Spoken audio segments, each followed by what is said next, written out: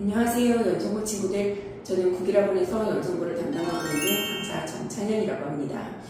여러분들과 함께 연성고에서는 국어시험 문제가 어떤 식으로 출제가 되고 고등학교 올라가서 여러분들이 공부를 할 때 어떤 식으로 공부를 해야 되는지 오늘 그 간략한 내용을 좀 설명을 드리고 여러분들이 고등학교 올라가서도 학교에 잘 적응하고 좋은 성적을 거둘 수 있게끔 이렇게 미리 한번 방향을 잡아보는 시간을 좀 가지려고 합니다. 자, 그러면 나눠드린 슬기로운 학교생활이라고 하는 책이 있을 텐데 그 책에 나와 있는 내용들을 바탕으로 해서 여러분들이 학교생활에 도움이 될 내용을 조금 말씀드리도록 하겠습니다. 자, 이건 여러분들이 가지고 계시는 슬기로운 학교생활이라고 하는 책자가 될 거고요. 여기에는 여러분들 이전에, 그러니까 선배들이 학교 시험 대비를 하면서 어떤 것들을 문제로 풀었었고 그 다음에 시험 대비, 수행평가 이런 것들을 준비를 할 때 어디에 초점을 맞춰서 준비를 했을 때 좋은 결과를 얻을 수 있었는지, 그리고 우리 학교의 출제 경향은 어떤지 이런 것들을 좀 미리 살펴봄으로써 여러분들이 학교 생활에 좀 더 잘 적응을 할 수 있도록 만들어 놓은 책자입니다. 이걸 바탕으로 해서 연송이라고 하는 학교의 시험 문제 출제 경향이라든가 그 다음 여러분들이 내신 대비를 할 때 어떤 부분을 조금 더 공부를 하고 어떻게 준비를 해야 좋은 성적을 얻을 수 있는지 이런 것들을 미리 살펴보는 시간을 한번 가져보도록 하겠습니다. 자, 그럼 책자를 좀 넘겨주시면 자, 기본적으로 성적 우수자 페이지가 나와 있을 거예요. 자, 이거는 여기 작년도 기준이라고 좀 봐주시면 될 거고요. 연송 같은 경우에도 그러니까 기본적으로 한 학기에 기본적으로 1등급 같은 경우에 7, 8명 정도 이런 식으로 이제 학원에 다녔던 아이들 중에 계속해서 이제 시험 성적이 좋은 학생들이 나왔기 때문에 여러분들도 선배들과 마찬가지로 이렇게 학교에 가서 열심히 준비를 해서 좋은 성적을 좀 받을 수 있으셨으면 좋겠습니다. 자, 그럼 연송고에 대해서 기본적으로 설명을 좀 드리도록 할게요. 연송고 같은 경우에는 자, 일단 작년 같은 경우에 1학년이 280명 이렇게 출발했었어요. 근데 나중에는 그러니까 뭐 학교에 자퇴하는 인원들도 생기고 전학을 가는 인원들도 생기고 물론 오는 인원도 있겠지만 그러니까 이게 2학기가 돼서 오히려 더 줄어드는 현상이 나타난 학교이긴 했었거든요. 그런데 올해 같은 경우에는 제가 듣기로 자, 일단 학생 수는 300명이 넘는 걸로 360명 정도라고 제가 들었습니다. 그래서 이거는 학교에 가서 학교가 11학급으로 펼쳐져 있다라고 얘기를 하니 그 학생들이 전체 인원수를 봤을 때 등급별 퍼센트라든가 이런 것들은 조금 달라질 수 있다라고 하는 걸 미리 말씀을 드리고 이건 전년도 기준이라고 봐주시면 될 것 같아요. 그러니까 일단 뭐 등급 같은 경우에는 퍼센트로 계산을 하기 때문에 작년에 몇 명, 280명을 기준으로 했을 때 등급 인원수라고 봐주시면 될 것 같습니다.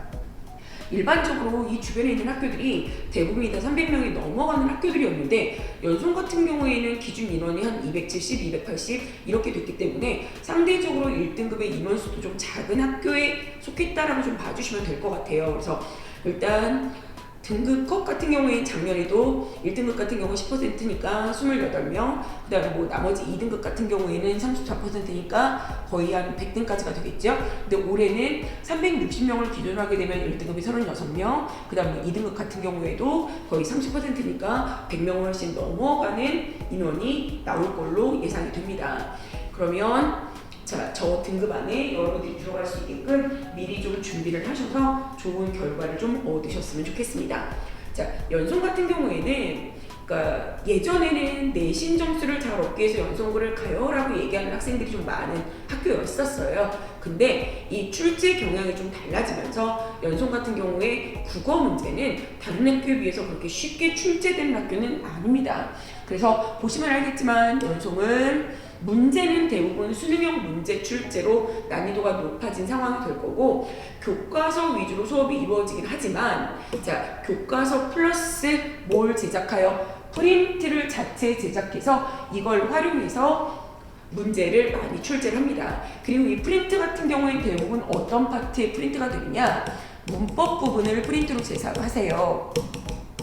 그리고 문법 프린트 같은 경우에는 여러분들이 쓰는 교과서가 저 옆에 사진이 나와 있을 텐데 비상 교과서를 쓰시거든요.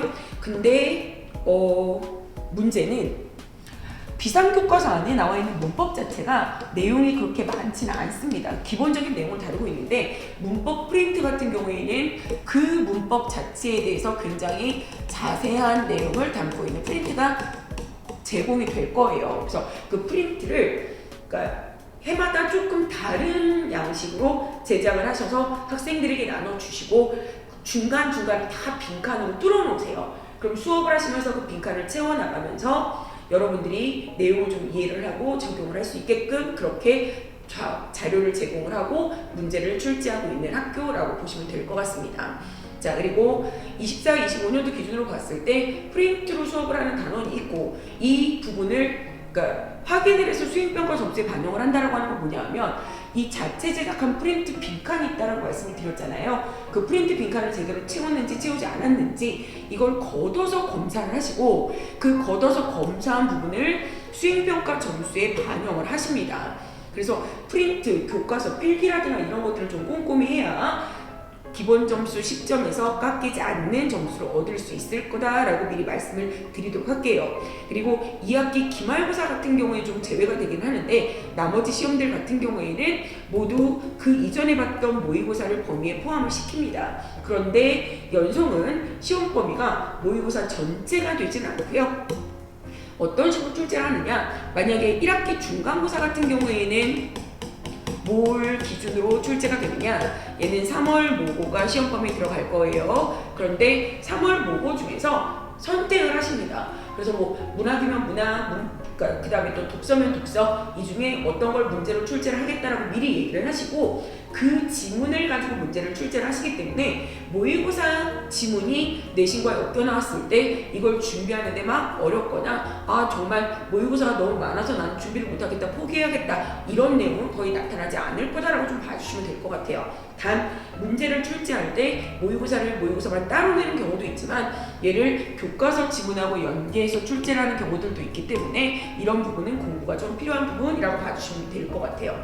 그리고 등급 같은 경우에는 다른 학교 같은 경우에는 고정적으로 1등급이 정해져 있는 경우가 굉장히 많아요. 근데 연성은 전년도 기준으로 말씀을 드리자면 이게 2학기 때 가서는 좀 정해진 학생들이 나타나긴 했으나 1학기 때 같은 경우에는 시험 단원에 따라서 1등급에 해당하는 학생들이 엎치락 뒤치락 굉장히 많이 바뀌는 모습을 보여주는 학교이기도 했습니다. 그러면 중간고사가 조금 성적이 안 좋았다라고 하는 학생들은 기말고사 조금 더 신경을 쓰시면, 그러니까 수행하고 합산을 했을 때 성적을 뒤집을 수 있는 등급이 달라질 수 있는 요소를 좀 가지고 있다라고 봐주시면 될 것 같아요. 자, 그리고 연성고 같은 경우에는 자 옆에 평균을 좀 먼저 살펴보고 내려가 보도록 할게요. 연성고는 전년도 기준으로 했을 때 1학년 공통국어가 일주일에 3시간 수업을 하는 학교였습니다. 그리고 1학기 평균이 67점 정도가 되는 학교라 이거는 지금 1학기 합산이라고 봐주시면 되는데 그 합산이라고 하는 것은 뭘 합산한 거냐, 얘는 중간고사, 그 다음에 기말고사, 그리고 수행평가까지 합산한 점수라고 봐주시면 될 것 같아요. 그래서 67점 정도가 나오는데 수행평가 같은 경우에 점수를 많이 깎이는 학생들이 없었다라고 하는 전제하에 중간고사, 기말고사라고 하는 내신 시험 문제 난이도가 조금 높은 학교였다라고 볼 수 있습니다. 그리고 문제 출제 경향 같은 경우에는 성취도 분포 비율이라고 하는 걸 통해서 볼 수 있는데 A라고 하는 건 전반적으로 90점 이상, 그 다음 B는 80 이상, 이런 식으로 해서 아이들이 그 문제 난이도의 것들을 어느 정도 잘 맞았는가라고 하는 걸 이제 평가를 하는 부분인데, 보시면 알겠지만 중간층이 굉장히 많아요. 그래서 최상위권 아이들보다는 요 중간에 해당하는 중위권에 해당하는 아이들이 굉장히 많이 나타나는 학교라고 봐주면 될 거고, 그래서 이 성취도 B에 해당됐던 아이들 같은 경우에는 되게 안타깝게 2등급을 맞은 아이들도 있었기 때문에 이런 부분들을 2학기 때 좀 더 신경 써서 1등급으로 올라갈 수 있게끔 이렇게 좀 준비를 하는 것도 필요할 것 같습니다. 그러면 자 밑으로 내려가서 1학기 전반적 출제 경향을 좀 보도록 하세요. 자 1학기 연성고 같은 경우에 2학기도 마찬가지고 문학, 독서, 문법 문제들이 골고루 출제되는 학교라고 봐주시면 될 것 같아요. 문학은 자 일단 문학 같은 경우에는 기본적으로 어떻게 출제가 되느냐, 문학은 기본적으로 교과서 위주로 출제를 하십니다. 자, 외부 지문과 연계하는 경향도 나타나는데, 그러니까 외부 지문이라고 얘기를 했을 때 이게 지문으로 제시가 될 수도 있고 선택지로 제시가 될 수도 있어요. 이거는 해마다 좀 다르기 때문에 일단 엮을 수 있는 외부 지문들을 같이 공부를 하는 게 좋다라고 하는 점. 그리고 외부 지문 같은 경우에는 아까 얘기했듯이 선지로 제시가 되는 경우가 대부분이긴 하지만, 자, 보기로 제시되는 경우도 있기 때문에 외부 지문을 읽어내는 능력이 부족한 학생들 같은 경우에 문제를 풀 때 시간도 좀 오래 걸리고 어려워하는 경향이 나타나고 있습니다. 그래서 기본적으로 시를 읽을 때, 소설을 읽을 때 어떤 부분들이 초점을 맞춰 읽어야 하는지를 좀 살펴볼 필요가 있는 학교입니다. 그리고 독서 같은 경우에도 교과서 내의 문제를 대부분 출제를 하십니다. 그리고 독서는 문제 자체가 굉장한 평이한 수준으로 출제가 되기 때문에 막 어렵진 않을 거예요. 문제가 어렵진 않은데 선택지가 어미라든가 조사라든가 이런 것들을 바꾸어 써서 말장난하는 문제라고 얘기를 하죠. 자, 평소 문제풀이 연습을 많이 하지 않은 학생들 같은 경우에는 실수를 하게끔 만들어서 점수에 별별을 두고자 하는 학교라고 봐주시면 될 것 같아요. 그래서 선택지가 만약에 문장이 두 개의 문장으로 이렇게 나온다면 앞에 있는 문장, 뒤에 있는 문장 1번, 2번이라고 했을 때 1번 부분 맞는지 틀렸는지, 2번 부분 맞는지 틀렸는지, 그리고 얘네들을 연결하는 이 연결 관계까지 여러분들이 좀 꼼꼼하게 분석하는 연습들을 하셔야 실수를 하지 않고 문제를 풀 수 있을 겁니다. 그 다음 문법 같은 경우에는 프린트를 배부를 해서, 자, 학교 프린트를 배부해서 이걸 바탕으로 문제를 출제하고, 출제 문항수 같은 경우에도 시험마다 10문항 이상이 출제가 돼요. 10문항 이상이라고 얘기를 하게 되면 시험의 3분의 1 이상이 문법이다 라고 봐주시면 되거든요. 그래서 연성고에서는 문법의 기본적인 내용들을 모르시면 성적이 뚝 떨어지는 현상이 나타날 겁니다. 그래서 기본적인 내용 암기는 가장 기본이 될 거고, 자, 대부분 보기를 제시해서 선지 적용하는 형태가 출제가 되기 때문에 이 보기로 제시된 내용을 잘 듣고 이해할 필요가 있습니다. 그리고 조건 같은 경우에, 자, 하나 이상이 제시되는 경우가 많아요. 문법에서는 개념 암기만 했다라고 해서 문제를 풀 수 있는 게 아니라 어떤 조건이 제시가 되느냐에 따라 내용, 답이 달라질 수 있기 때문에 개념 암기 플러스 여기 보기에서 주어진 조건까지 정확하게 확인을 하셔야 점수가 잘 나올 수 있을 거다라고 하는 걸 좀 봐두시면 될 것 같습니다. 그리고 전년도 기준으로 했을 때 중간고사, 기말고사 대부분 학교 평균은 50점대를 유지하는 모습을 좀 보여줬고, 1등급 컷이 다른 학교 같은 경우에는, 그러니까 문제가 쉽게 나오면 90점이 넘어가는 학교들도 있는데 연속 같은 경우는 그렇게 나온 적이 거의 없었습니다. 그러니까 1등급 컷이 80점대에서 유지가 된다라고 좀 봐주시면 될 것 같아요. 이건 전년도를 기준으로 한다라고 하는 점. 그리고 연성고의 수행평가, 연성고는 25년까지 수행평가가 40%가 반영이 되는 학교였었습니다. 그리고 1학기, 2학기, 자, 대부분은 서평쓰기, 이건 24년 기준으로 했을 때 두 개를 다 서평쓰기를 평가 기준으로 삼으셨는데 25년은 좀 달라지기 시작합니다.